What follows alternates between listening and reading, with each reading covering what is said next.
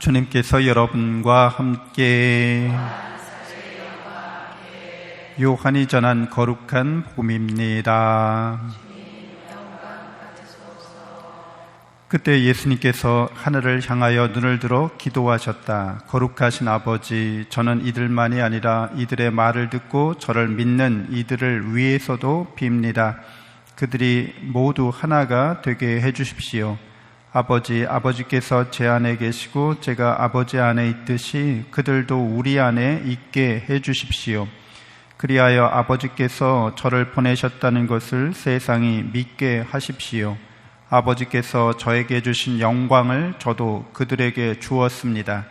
우리가 하나인 것처럼 그들도 하나가 되게 하려는 것입니다. 저는 그들 안에 있고 아버지께서는 제 안에 계십니다. 이는 그들이 완전히 하나가 되게 하려는 것입니다. 그리고 아버지께서 저를 보내시고 또 저를 사랑하셨듯이 그들도 사랑하셨다는 것을 세상이 알게 하려는 것입니다.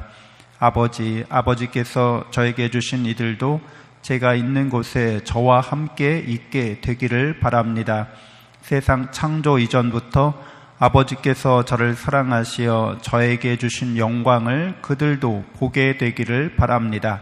의로우신 아버지, 세상은 아버지를 알지 못하였지만 저는 아버지를 알고 있었습니다. 그들도 아버지께서 저를 보내셨다는 것을 알게 되었습니다. 저는 그들에게 아버지의 이름을 알려주었고 앞으로도 알려주겠습니다. 아버지께서 저를 사랑하시고 그 사랑이 그들 안에 있고 저도 그들 안에 있게 하려는 것입니다. 주님의 말씀입니다. 그리스도님 참여합니다. 참 예수님, 하나님의 복동이 고맙습니다.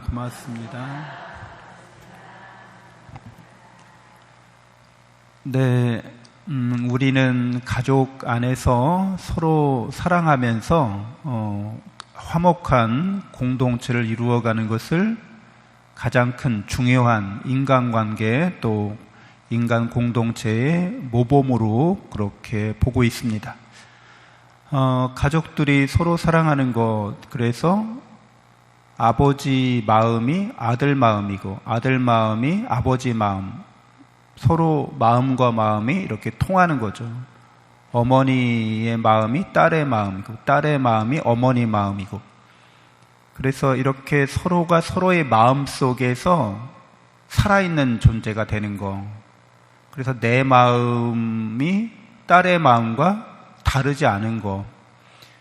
그래서 충분히 이런 관계를 우리는 이제 사랑의 일치를 이루고 있다고 이렇게 말할 수 있습니다. 모든 사람들이 서로가 서로의 마음을 잘 이해하고 또 서로의 마음을 수용하고 서로의 마음 속에서 살아갈 수 있는 그런 일치를 이룰 수 있는 공동체를 추구해 나가야겠죠.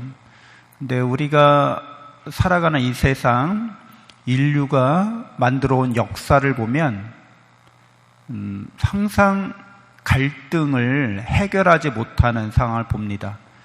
그러니까 입장과 처지나 상황이 다르기 때문에 갈등이 일어날 수 있는 거죠. 그럼 갈등이 일어나게 되면, 내분이 일어나게 되면, 이해관계가 충돌하게 되면, 그러면 이제 상대방을 적으로 보는데, 이런 관계를 해소할 수 있는 또 다른 방법이 외부의 적을 만드는 거죠. 그래서 안에서 서로 이렇게 갈등을 외부에다가 이렇게 투사하는 거죠. 그래서 외부의 적과 싸우는 동안에는 이제 같은 편이 되는 거죠. 그래서 서로 일치하고 있다가 외부의 적이 사라지면 이제 다시 자기 입장과 처지를 놓고서 다투게 됩니다. 이게 인간의 삶의 역사 안에서 보여주는 모습인 거죠. 그래서 우리나라도 사실 많은 분열과 갈등이 있습니다. 그래서 이런 분열과 갈등을 어떻게 해소할 것인가? 외부의 적을 끊임없이 만들어낼 것인가? 그런데 한계가 있죠. 계속 우리가 갈등을 만들어내고 갈등 관계 안에서 서로 싸우고 이긴다 한들 그게 상처뿐인 영광일 수가 있죠. 그러니까 우리는 갈등과 분열을 어떻게든지 이걸 극복하고 해소해 나가야 합니다. 많은 경우에 이렇게 사람들이 갈등과 분열 또 투쟁을 반복하는 이유 중에 하나는 이 세상이 유한하다는 거죠. 그러니까 자원이 유한해요. 그러니까 시간도 공간도 또 물질도 다 유한하고 우리가 자원으로 쓸 수 있는 게 유한하기 때문에 그래서 누가 더 많이 더 누구에게 유리하게 시간을 쓰는가 장소를 쓰는가 자원을 자기 자신에게 더 유익되게 그렇게 쓸 수 있는가를 두고서 이제 싸우는 거죠. 서로 갈등을 빚는 거죠. 그래서 시간 약속 정하는 것도 난 이 시간이 편한데, 난 이 시간이 편한데 어느 시간으로 해야 돼요? 갈등이죠. 나는 저 장소가 좋은데, 나는 저 뭐 카페가 좋은데, 나는 이 카페가 좋은데 그것도 이제 서로 갈등인 거죠.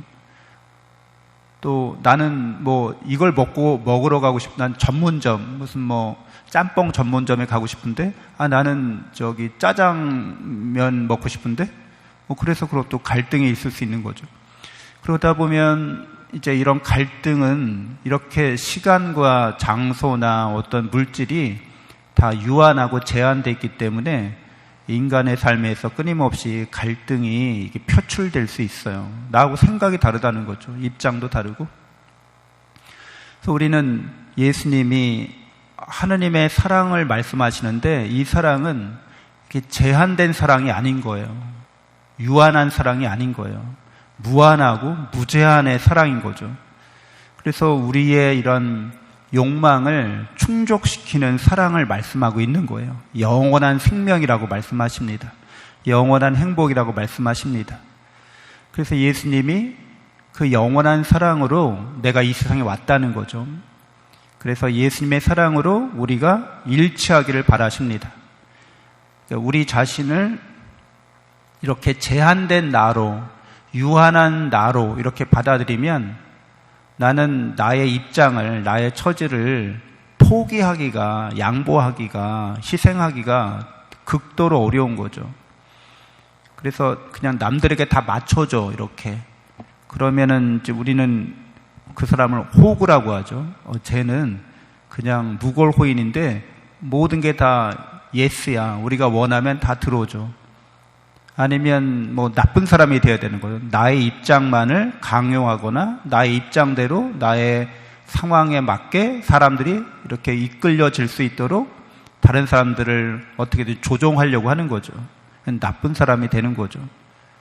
바보가 되거나 나쁜 사람이 되거나 이런 방법밖에 없죠. 근데 우리는 바보가 되고 싶지도 않고 나쁜 사람이 되고 싶지도 않아요. 우리는 하느님을 닮아가고 싶을 뿐이죠. 우리가 하느님을 닮아간다는 생각은 우리는 영원한 사랑받는 존재라는 영원한 은총을 받고 있다고 하는 이런 깨달음과 확신을 요구합니다. 그리고 그런 생각을 갖고 있는 사람들, 그런 깨달음을 갖고 있는 사람들은 서로가 서로를 그 사랑으로 이제 선하게 대해주는 거죠. 이런 어떤 시간대, 어떤 장소, 어떤 뭐 물질에 관련된 이런 갈등이 별로 그렇게 중요한 것이 되지 않아요. 그런 것을 통해서 우리가 하느님을 더 닮아갈 수 있다면 어떤 시간대, 어떤 장소도 나에게 별로 그게 크게 중요하지 않은 거죠. 왜? 영원한 사랑에 대한 깨달음과 믿음과 체험이 있기 때문에 그런 갈등을 해소할 수 있는 길을 발견하게 됩니다. 근데 영원한 사랑 안에서 영원한 생명을 우리가 이미 받고 있다는 것을 깨닫고 믿지 못하면 이 둘 중에 하나인 거죠. 나쁜 사람이 되거나 바보가 되거나 둘 다 좋지 않은 거죠. 그래서 모든 신자분들이 항상 영원한 사랑 안에서 하느님이 내 안에 계시고 내가 하느님 안에 있다고 하는 이미 그렇다는 거죠. 예수님이 제자들에게 말씀하시는 거죠. 아버지가 저를 보내셨다는 것을 알게 되었고 아버지가 제 안에 계시고 제가 아버지 안에 있고 또 제자들도 예수님 안에 있고 또 예수님 안에 제자들이 있다는 거죠. 그래서 이미 영원한 생명 안에서 우리는 이 유한한 세상을 살아가고 있을 뿐이라는 것을 명확하게 알게 해주십니다. 그래서 우리가 겪는 모든 일들이 이렇게 흥망성쇠나 희노애락이나 모든 일들이 우리를 파노라마처럼 이렇게 스쳐 지나가는데 나는 영원한 사랑 받는 존재로서 살아갈 수 있어야겠습니다. 그리고 영원한 사랑이 하느님의 마음을 알게 되는 건데 하느님의 내 안에 있고 내가 하느님 안에 있다는 거죠. 그래서 이미 우리는 영원한 생명과 행복을 받은 사람으로서 이 세상에서 유한한 이 세계 안에서 사람들이 겪는 이런 갈등이나 이런 분열을 치유하고 하느님의 사랑으로 하나 될 수 있도록 그렇게 증언자, 증거자의 역할을 할 수 있어야겠습니다. 잠시 묵상하겠습니다.